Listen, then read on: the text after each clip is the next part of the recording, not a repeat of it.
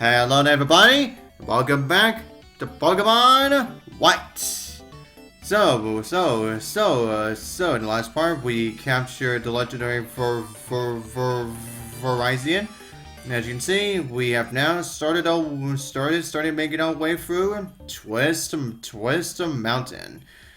Alright, now we're just gonna be exploring the rest of the mountain and try to essentially make it all the way to the bottom so that we can reach Icera City.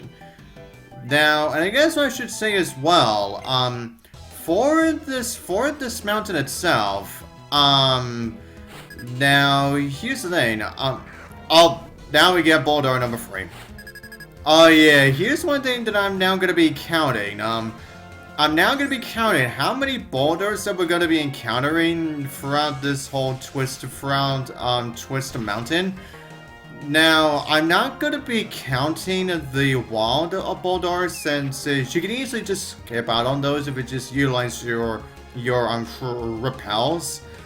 Yeah, I'm going to count the boulders that we encounter when it comes to the trainers.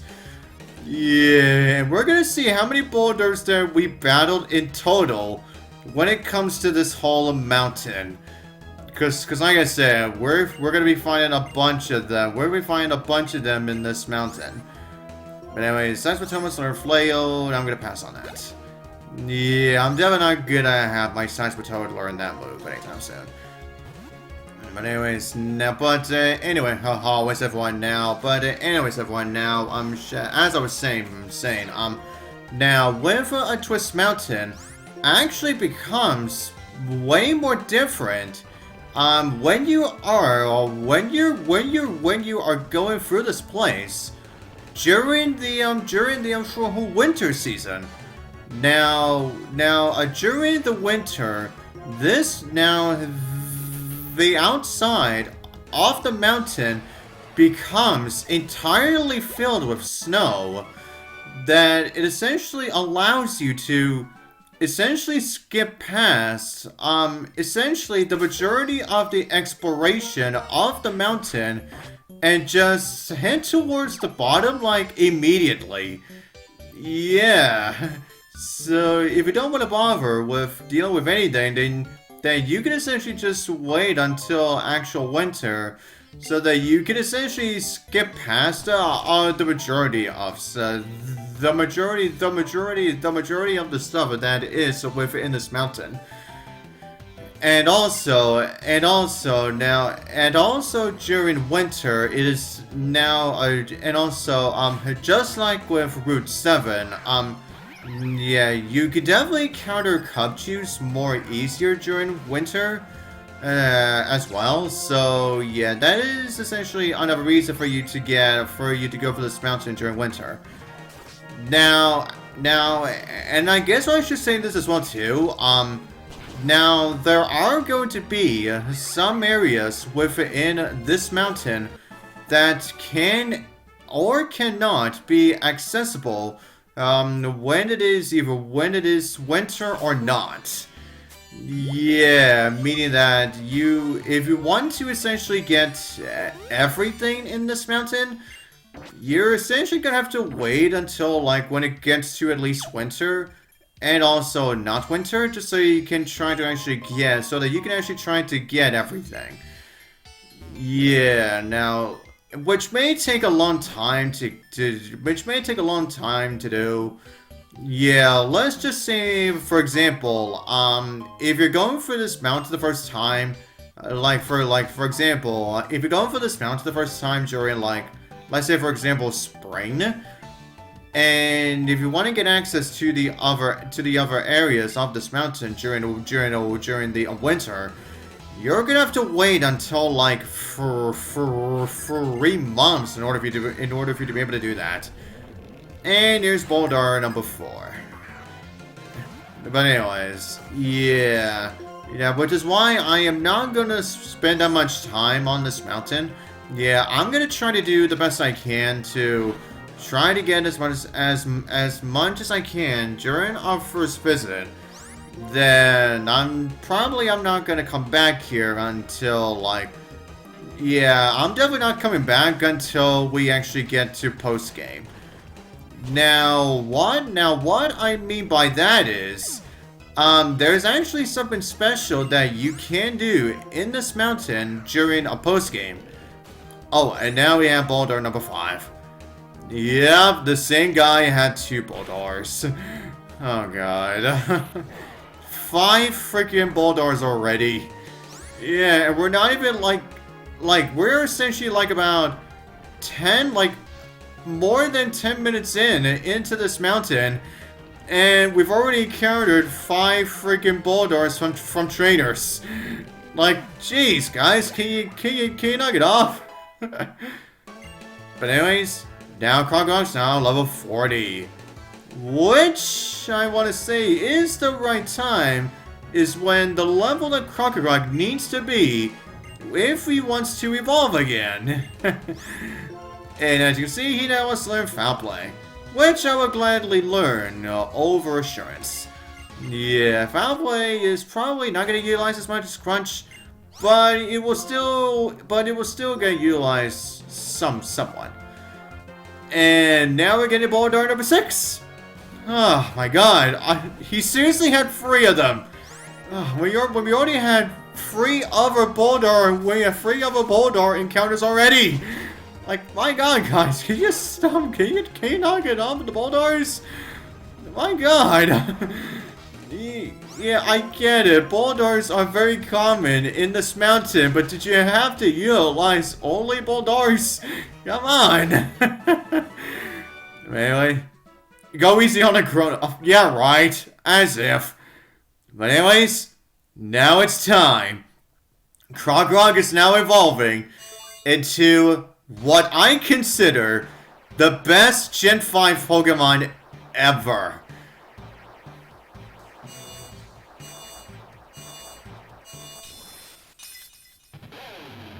Here he is! Krookodile! Yeah, there he is. My boy Krookodile is here, bitches! Now this is when Krookodile is really gonna start wrecking, is now officially gonna start wrecking house now. Yeah, now get to this, everybody.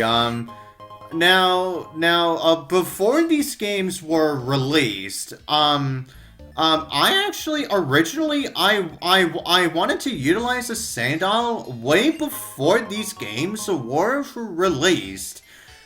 And then, by the time that I did get my Sandile as I went through this generation for the very first time. Now, it definitely took me a while for me to get used to it at first, but then after it fully evolved, it became extremely worth it because it was at that point the Sandile line became my favorite evolution line in this whole entire franchise. Yeah. When I got my Krookodile the first time, I absolutely fell in love with it. Because it just freaking destroys the majority of the Pokemon that I freaking utilized it with. Yeah, I was surely not disappointed with utilizing Krookodile. And now you'll get to see it firsthand. To see how incredible Krookodile can be. Although I'm pretty sure for those of you who have played Gen 5, I'm pretty sure the majority of you have utilized the Sandile at least once. Yeah, you could never tell where the fandom of Sandile came from. Yeah, it's because of how freaking strong freaking Krookodile is. Which kind of makes me feel like which makes me really wish that Krookodile got to be utilized more in a anime. Yeah, especially Ash's Krookodile. Yeah, for those of you who don't know, yeah, the Sandile that we first met during episode 3 of during episode 3 of the Black and White anime. Now first, we got to see the Sandal with sunglasses essentially be a leader of a Sandal, or be a leader of a whole bunch of Sandals. And then, after that episode, Sandile started to follow Ash. And then, when it did manage to catch up, Sandile would have wanted to battle with Pikachu for whenever it could, which led into its evolution into Krokorok. But then, we did not get to see Krokorok until much later, which then they revealed a whole bunch of flashback scenes. Yeah, of scenes that occurred after Ash last saw Krokorok. Yeah, scenes that we did not get to see in the actual episodes on themselves, where during certain scenes, yeah, Krokorok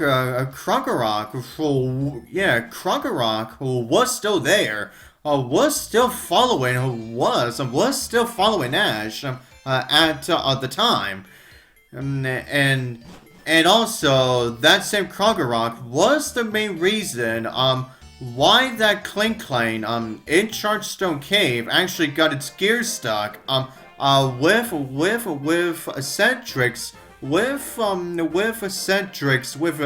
Cedric's pen. And then after that next encounter between Ash and Krokorok, that's when Ash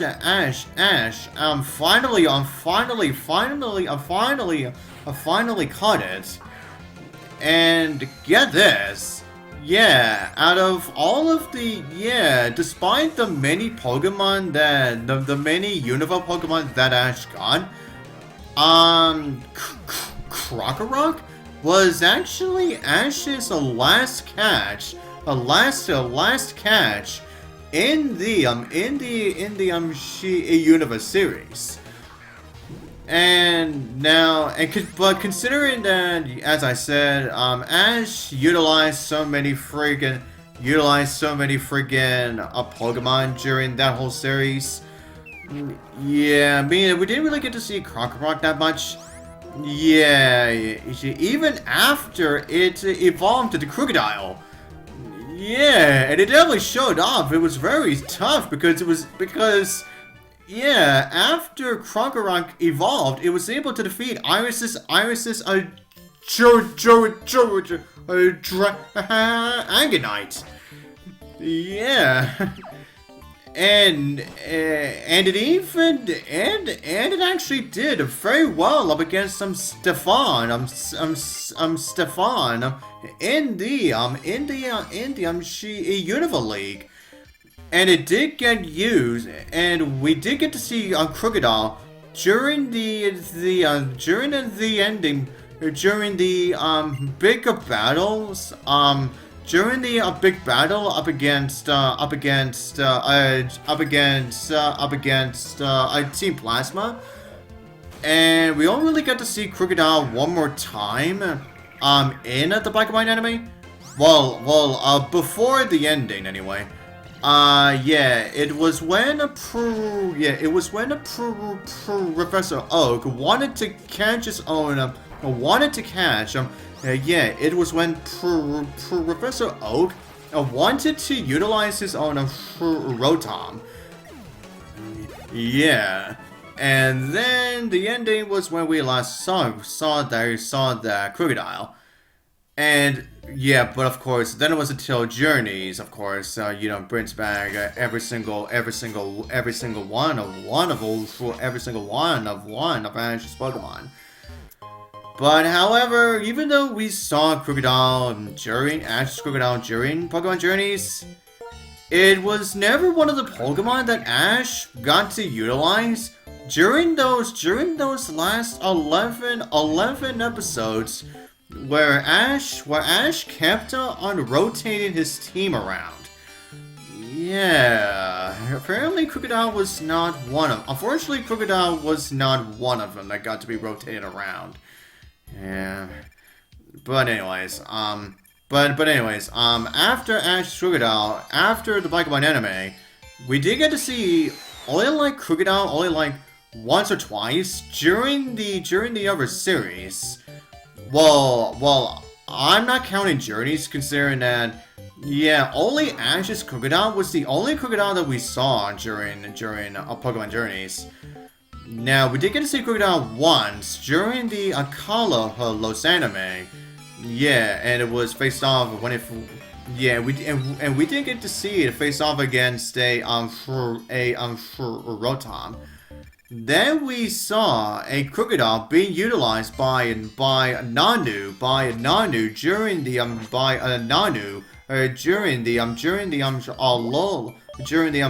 Alola anime. And it was essentially the starting point to fully to do that train arc with Ashes I'm sure Lycanroc. Yeah. Yeah, Krookodile definitely destroyed Ash's Lycanroc until the rematch. Yeah, but anyways, then after Journeys, Krookodile got utilized now. Well, we did get to see at least one Krookodile in Horizons. Yeah, and it was in the episode where we see Roy and a Coco. A bond with a family, a bond with a